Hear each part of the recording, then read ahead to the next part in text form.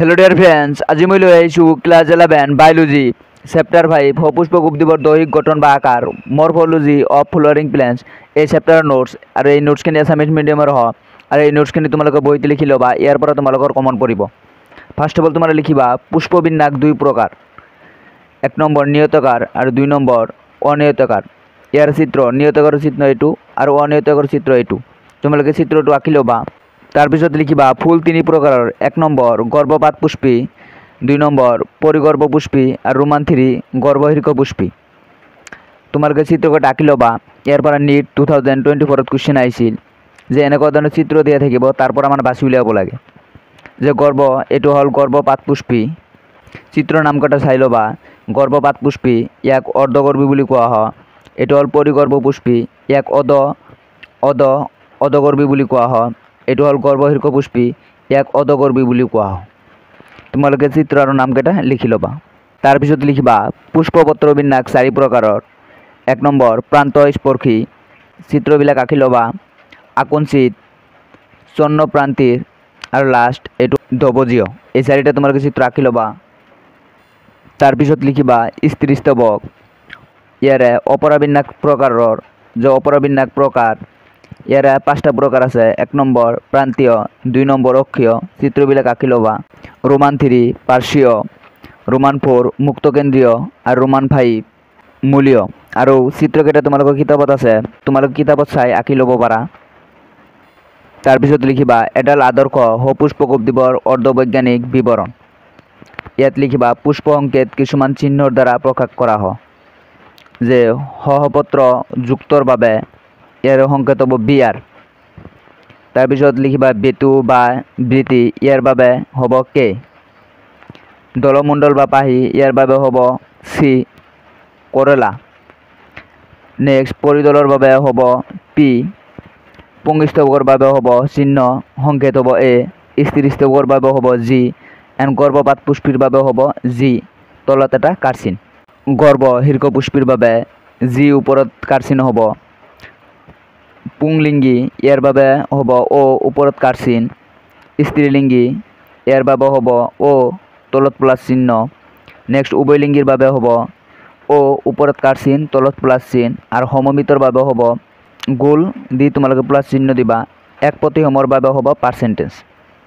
তাৰপিছত এইখিনি লিখিবা তোমালোকে কোনো অংগৰ সংযুতি বুজাবলৈ অংগৰ সংখ্যা বন্ধনীৰ ভিতৰত লিখা হয়, আৰু কোনো অংগৰ সংলগ্নতা বুজাবলৈ সংলগ্নিত অংগৰ চিহ্নৰ ওপৰত ৰেখা টানি দেখুওৱা হয়।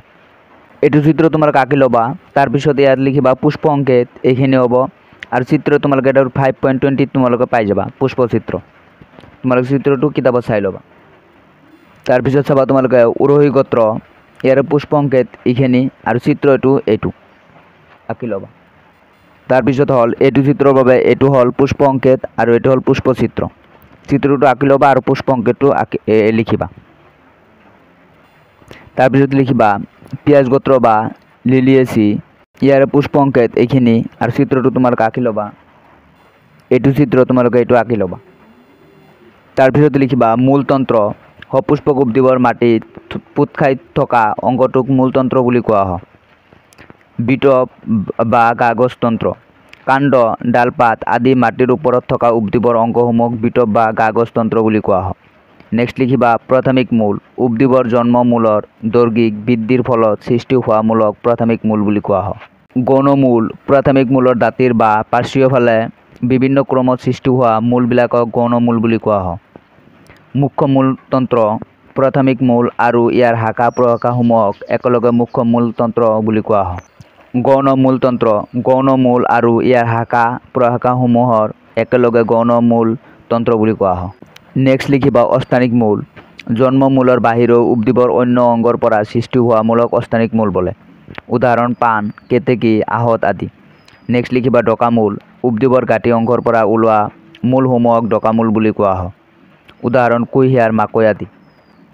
তাৰপিছত লিখিবা শ্বাসমূল, জ্বলা বা পিটনি অঞ্চলত গজা উদ্ভিদৰ মাটিৰ উলম্বভাৱে কিছুমান শিপা ওপৰমুৱাকৈ বৃদ্ধি হয়, এনে শিপাক শ্বাসমূল বোলে।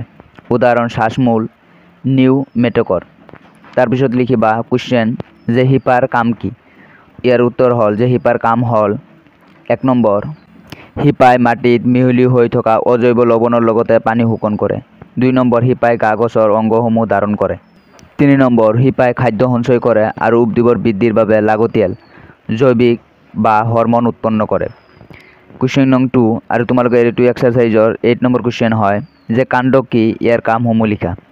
উত্তৰ গছৰ শাখা ডাল পাত ফুল আৰু ফুল ধাৰণ কৰা মেৰুদণ্ডৰ ওপৰফালে বৃদ্ধি ঘটা অংগটোকে গাগছ বা কাণ্ড বুলি কোৱা হয়। কাণ্ডৰ কামসমূহ হ'ল 1 নম্বৰ কাণ্ডই পাত ফুল আৰু ফল ধাৰণ কৰা ডাল শাখা প্ৰশাখাসমূহক বহলাই মেলি ধৰে। 2 নম্বৰ কাণ্ডই সালোক সংশ্লেষক পানী আৰু অজৈব লৱণসমূহ দেহৰ মাজেৰে পৰিবহণ কৰে।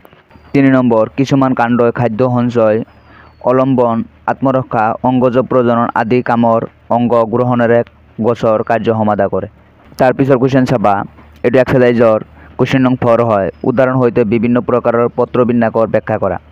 উত্তৰ গাগছ বা ডালত পাতৰ সাজন প্ৰণালীকে পত্ৰবিন্যাস বুলি কোৱা হয়। পত্ৰবিন্যাস সাধাৰণতে 3 প্ৰকাৰৰ। 1 নম্বৰ একান্তৰ ৰোমানটো বিপৰীতমুখী আৰু 3 নম্বৰ হ'ল চক্ৰীয়।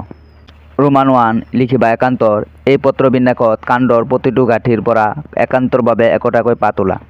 উদাহৰণ জবা ফুল সৰিয়হ সূৰ্যমুখী ফুল। ইয়াৰে চিত্ৰ এইটো আঁকি ল'বা।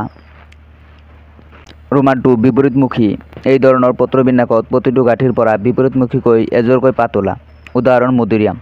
ইয়াৰ চিত্ৰ এইটো আঁকি ল'বা বিপৰীতমুখীকৈ ওলা। নেক্সট হ'ল 3 নম্বৰ চক্ৰীয় এই ধৰণৰ পত্ৰবিন্যাসত প্ৰতিটো গাঁঠিৰ পৰা দুটাতকৈ বেছি পাত ওলায় আৰু এটা চক্ৰৰ সৃষ্টি কৰে। উদাহৰণ ছটিয়না। ইয়াৰে চিত্ৰ এইটো আঁকি ল'বা। আজিৰ ভিডিঅ'টোত ইয়ালৈকে আলোচনা কৰা হ'ল। নেক্সট ভিডিঅ'ত ইয়াৰ পিছৰখিনি আলোচনা কৰা হ'ব। তাৰ কাৰণে চেনেলটো ছাবস্ক্ৰাইব কৰি লোৱা আৰু ভিডিঅ'টোত লাইক কৰিবা তেতিয়াই মই উৎসাহ পাম নেক্সট ভিডিঅ'ৰ কাৰণে। Thank you all of U.